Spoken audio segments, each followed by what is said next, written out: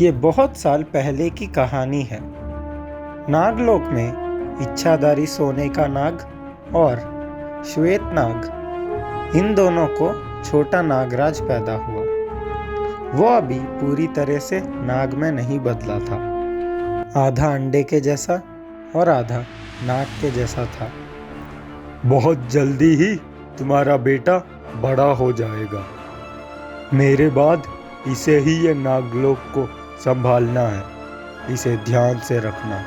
छोटा नागराज को अभी कौन अच्छा है और कौन बुरा है पता नहीं चलता है, और थोड़े दिन हमें इसको ध्यान से देखना पड़ेगा। पूरी नाग में बदलने के बाद ये और होशियार बन जाएगा। तब इसे पढ़ाई के लिए गुरुकुल भेजेंगे। छोटा नागराज उनके बातें सुन के हंस रहा था, क्योंकि वो सोच रहा था कि उसे सब चीज़ें मालूम थी। उतने में ही नागराज वहाँ से गायब हो गए। थोड़ी देर के बाद इच्छाधारी नाग और नागिन कुछ काम से बाहर गए। मुझे सोने की औरत में बदलने का बहुत मन करता है। उसका रास्ता सिर्फ कालिया बता सकता है। वो मुझे गोल्डन लेडी में बदल देगा।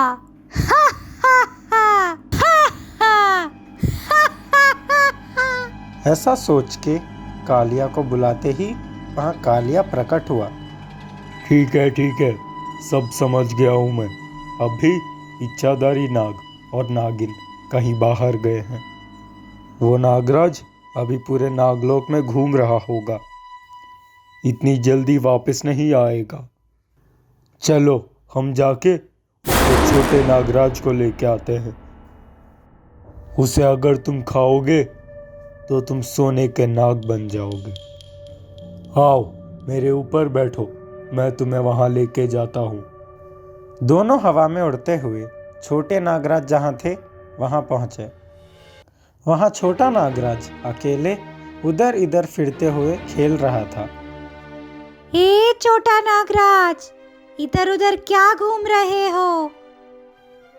ध्यान से रहो, कोई तुम्हें आके उठा के ले जाएगा।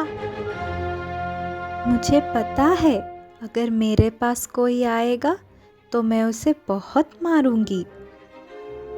ओ छोटा नागराज, लगता है तुम मुझे नहीं पहचाने। मैं तुम्हारी माँ की दोस्त हूँ। तुम्हें देखने के लिए आया हूँ। जाओ, जाके अपने अम्मा को बुलाओ। छोटा नागराज होशियारी से सोच के उसने कहा कि मम्मी सो गई है, बाद में आना। ओहो, अब वापस जाके फिर से आना बहुत मुश्किल होगा। तुम्हें हवा में उड़ाने लेके जाना भी नहीं होगा, क्योंकि तुम हवा में उड़ने के लिए डरते हो ना। मुझे कोई डर नहीं है। चलो जाके वैसे हवा में उड़ के आते हैं।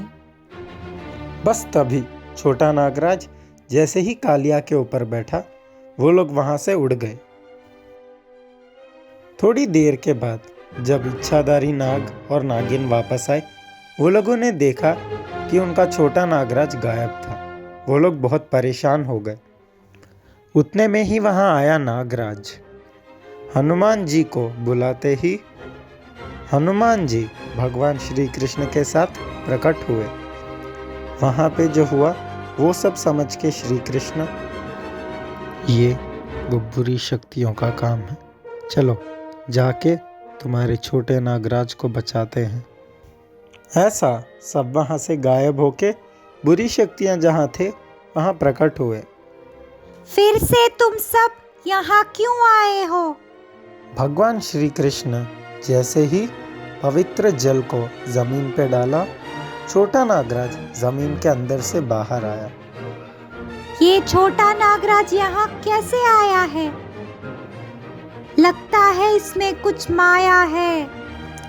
ये किसका धोखा है मुझे अच्छे से पता है, अभी तुमको भी पता चलेगा। ऐसा कह के बुरी शक्तियों को, कालिया को और उनके दोस्तों को बहुत मारा।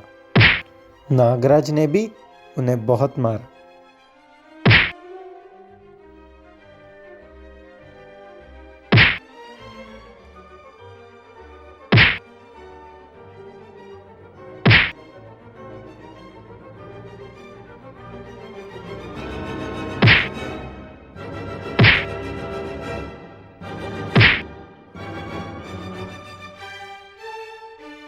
इसके बाद नागराज ने भगवान श्री कृष्ण को और हनुमान जी को शुक्रिया कह के इच्छाधारी नाग और नागिन के साथ छोटे नागराज को लेके अपने लोक चले गए।